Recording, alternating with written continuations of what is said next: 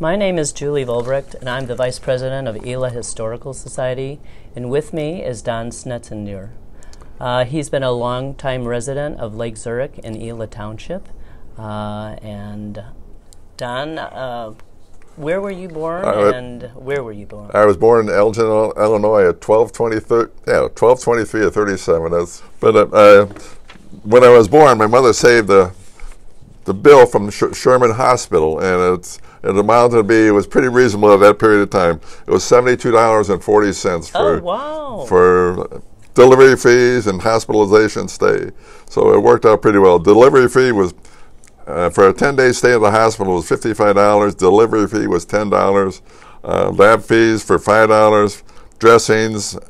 Quite a difference. Quite a difference. And so, but my dad's dinner for Christmas Day, that dinner was 75 cents. So the total bill was $72.40. So oh my I think a lot of things have changed over the period of time, really. So I'm working on 82 years old, and still here and doing pretty well yet, really. So I grew up in Lake Zurich and lived here till about 2002, and then we moved up to Wisconsin, and an antique log cabin we put up there, but I moved back to Illinois again, so this is my home area, really, so I'm back here to stay, I think, really. So. Right.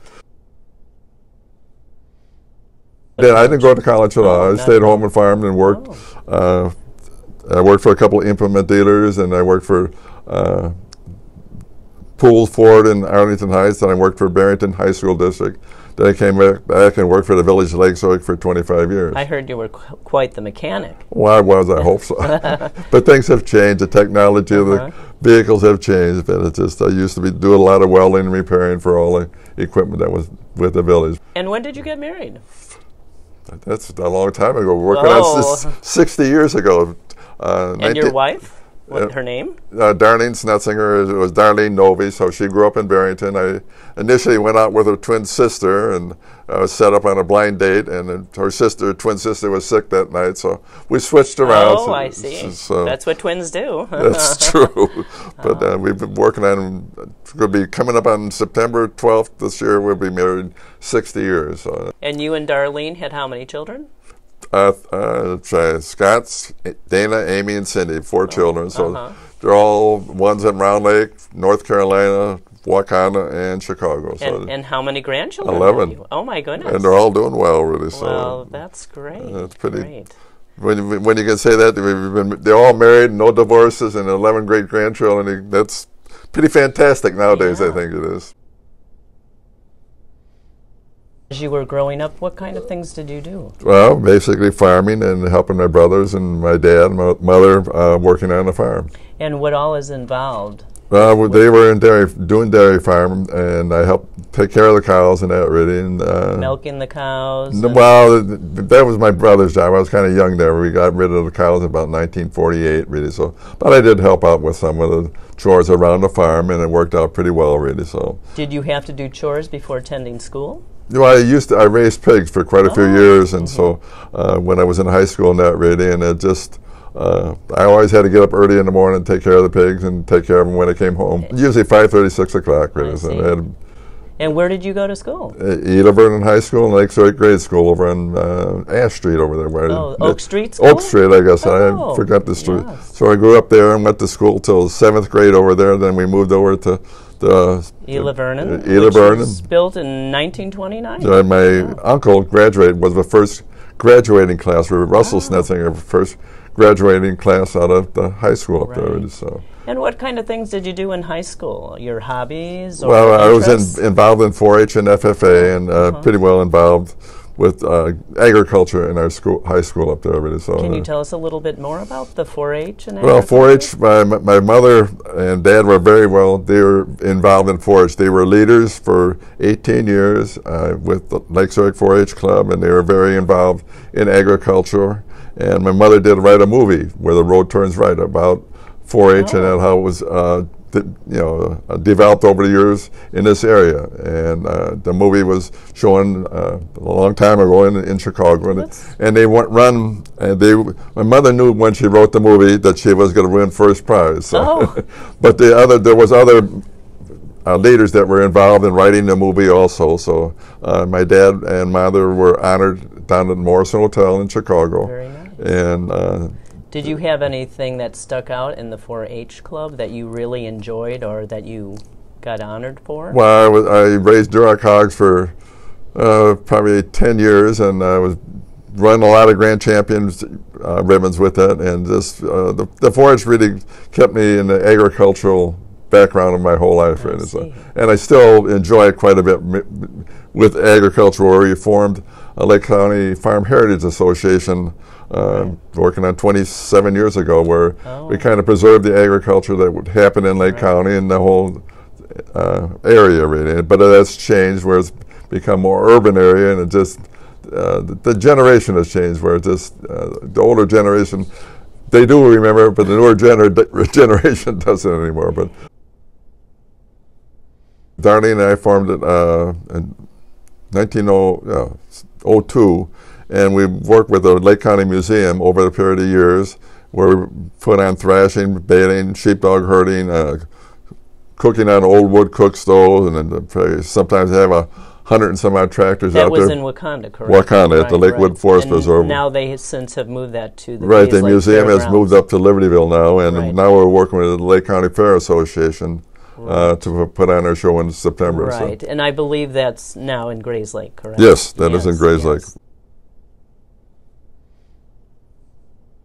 But as I grew up to try to make money for when I was young, they used to have carnivals in town. Oh, I heard. I just shelled the corn used to play bingo, and as it used to be, and I used for the bingo cards, I would shell corn. They would be able to put the kernel of corn on the card and keep track of it. And then I used to catch turtles out on Lake Zurich and go out for turtle races when they had the turtle races on Lake Zurich. So, and then when our carnival was over, I heard that you took them, to Wakanda's carnival?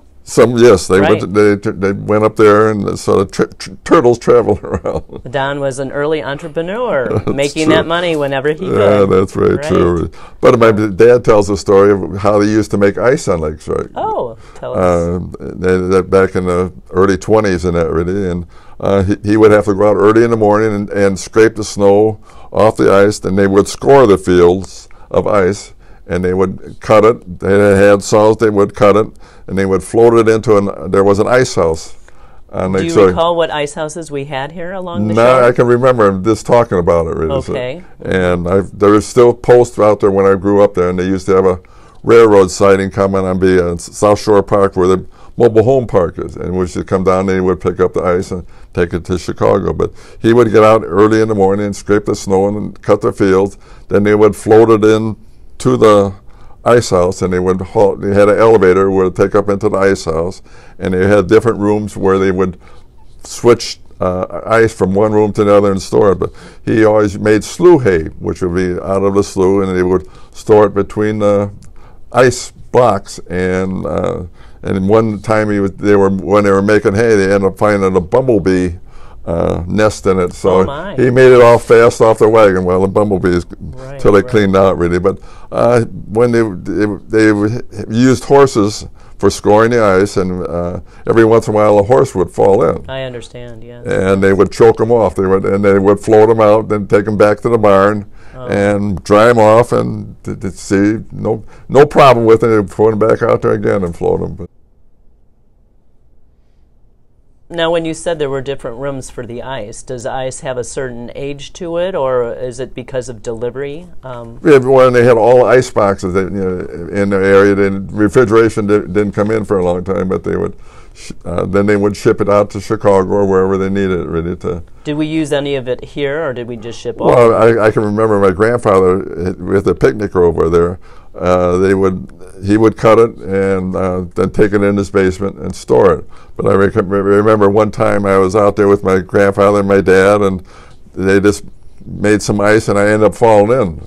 And they fished me out with all my clothes on, so they brought me up to the house and put me in the bathtub and warmed me up, really. So, but right. So in the day, they were called ice boxes for a reason, because right, the ice but came off the lake, right. and you had big ice tongs, and right. then they would come to your door, and there'd be a sign saying if you wanted ice and how much. Yeah, there was a pan underneath the ice box, right. and usually in the window they would say how big a block of ice you want, and then your iceman would chisel it out with his little ice pick and break it in, carry it in with the tongs, right, and put it in the ice box, really. So when you hear your grandparents possibly talking today and saying an ice box instead of a refrigerator, you'll understand the reason why. I can remember, well, my dad used to take milk up to where there were Miansky apartments. It was initially the first milk depot where they would drop off the milk and they would process it there, and they would ship some of it off to Chicago. And later on, up on South Old Rand, there was a depot where they would drop the milk off there in the cans, and they would ship it out to Chicago. And eventually, right now, it's all picked up at the farm, really. But at the instead of taking it in cans or anything like that, really. Right. So, but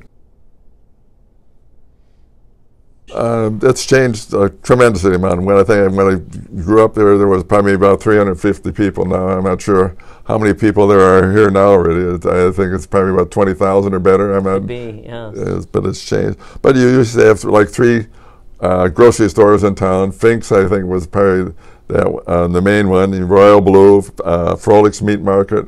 And so not even the big chain stores. No like big chain stores. Jewel and Dominic's came no, later not like on. today.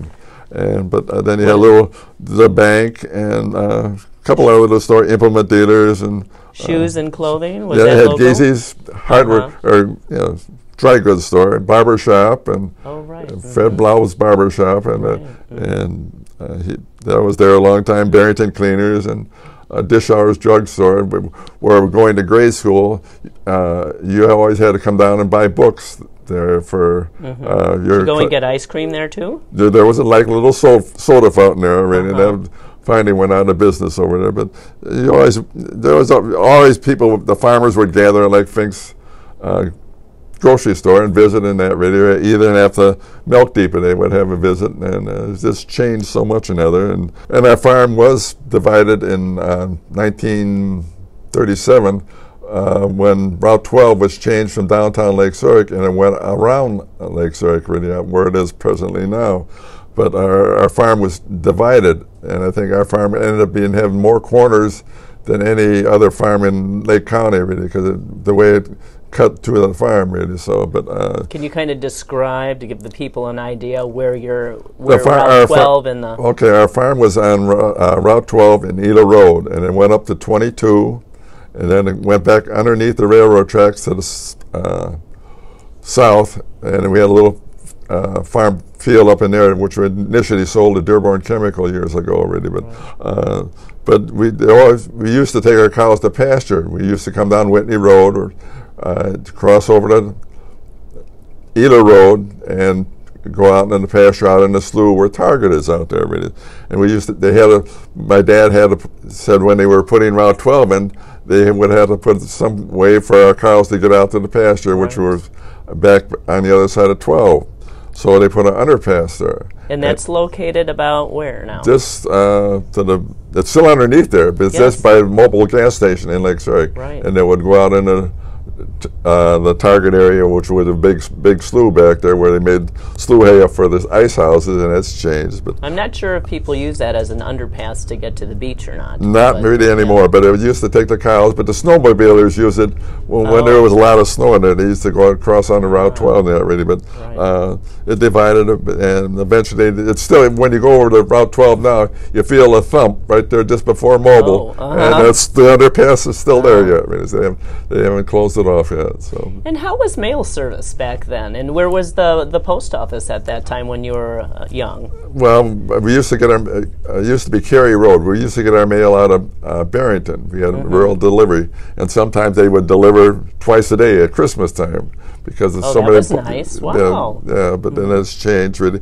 Then the initial first post office I can remember is right next to the old fire station, right on South Old Rand, and it's changed around to right there on 22. Then it Was moved that up. where it's almost really right across from our historical society, the little red brick Well, it building? used to be down right next to Giesi's shoe store, right on the corner of Route 22 And Old Rand Road? Old Rand Road. Then it moved up here by the right across from the Historical Society. Right, which is now like a little kinder care. You know, Then it moved across. out on Route 22, really. Yeah. So it's moved around a lot, really. Yeah. So, but, Well, as long as the mail gets delivered. that's true. Right, right. And my uncle used to have a flower shop and a greenhouse right there. Yes. He worked for Pleggy's greenhouse in Barrington, and right there on it'd be 22 and what's the street behind there? I'm trying to think of it right offhand.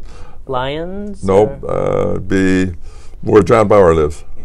Oh, that's Park. Park Avenue. Wasn't that one of the first streets in town? Right. Just right around the corner from Right. the old bank? Yes, it is.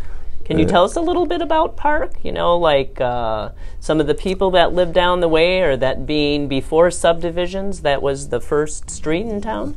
Well, I can remember some of the people that lived there would be You had said the Bauer family. the Bowers, the Jensen. Peter Jensen was the municipal, the judge or the constable at a period of time. And John Howe, and he was a caretaker of the church up there. He worked in, and there was a lot of retired people that lived along. I think Glenn Holland lived down there, did Glenn he not? Holland Right. and Bruce Hanson at one time? I'm trying to think who else. Skippy Dixon, which would be an old timer. He was our livestock dealer and hauled livestock in that, really. And I think one of the Blaus, wasn't it Brad Blau that lived down Yes. that street? Yeah. In the old Preem house. I think he bought, what was his, Albert Preem? Okay, Yeah, Albert his old Frame. house. But as you come up to the street, the State Bank in Lake Zurich was initially there. That's, I think, one of only 3 banks when the Depression came through that stayed and was liable to, didn't go under like a lot of the other ones. Right, so you were lucky everybody had money in their They pockets. had money, and they didn't have to wait. They closed for a day when they audited the books, and no problem. We attended St. Peter Church up here, really, so I grew up in there, and I always can remember the fish fries that they used to have at the church there. But the ladies were always busy. The ladies' aid was, whether it be a funeral or parties. Right. The ladies' aid was quite an activity group, and the men's fellowship hall. They did a lot of remodeling at the church up there. Quite a bit. From I recall back in the 50s and the 60s that it looked like you could tie your horse up in front of the little church. That's true. And it's come a long way. It's really growing up there, really. So. But my parents were very well involved in the church up there. My dad was early Mason up here, where the lodge up here. They used to be in Barrington. Then they bought the old. It was a church across Little Baptist church on Oak Street, right across from the school. Right there, and they made that, and that worked out very well. And you try to remember the old families that lived around Lake Zurich. And some of the family names that you recall are? Oh, Mr. Wesner was our high school teacher, president. He was a teacher, and then became superintendent of village or high school, superintendent, really. So, and Heibeck's, Mrs. Heibeck and Elmira Heibeck were some of the first teachers in the area there. Then Mr. Loomis was a teacher, right, and had a school named after him That's too. very The first true. living teacher. That's true. That the school was. And Sarah Adams, and just it's changed. And the Whitneys. The Whitneys, right. Whitneys. There was, and there used to be a little cemetery. The Whitney Cemetery used to be right there at 22 and Whitney Road. There was a little cemetery. The Whitney Cemetery was initially there. Then they moved it over to Barrington. Really. So is that over at Evergreen? Evergreen Cemetery in Barrington. I mean, there's a big monument there. Oh, can you tell us a little bit about Bell's Apple Orchard? Did you go picking when you were when we were growing up, we used to go over there and pick up windfalls, and they would make cider out of them there, really. So, and I think they had the best cider in town. That's very true, but that's changed a lot. My dad, the initial Bell's Apple Orchard, way back, and they had a farmhouse. And my dad was born back in there. It was I think it was 1892, so that's quite a few years. Oh dear, yes. But Bell's and Webb's Apple Orchard was put in, I think, just about 1959? No, it was way before, in the 30s, I think, when they had a drought go through there. And there was Bell and Webb were in partnership on Right. it. Really. I remember them on the corner, weren't they, of Route 12 Right. and 22? Right, and they were initially there, but they always fought. They never got along very good No, together. no. I'm not sure, they had quite a few acres of apples in there, and then would sell them. They had a little stand on the corner, and they would open it initially in early part of August, of September, and hold till Printer Christmas time. But during when they had World War II, they brought sailors from Great Lakes to help pick the apples because couldn't get anybody else to come out and pick nobody else to pick apples, and they always end up with a big apple fight. Do you recall when they got the apple put up, that huge tower? Yes, with the I don't remember exactly what year it was, but I think it's still around, really. So well, I hear somebody has it. Somebody's got it, really. So right. It lives on. So that's true. It's still like the confused between Bell and Webb. It's still the apple someplace around here. Well, I do thank you for coming today to tell us a little bit more about how life was and with you growing up. So thank you very much. Okay, thank you, I really appreciate it. Thank you very much for having me.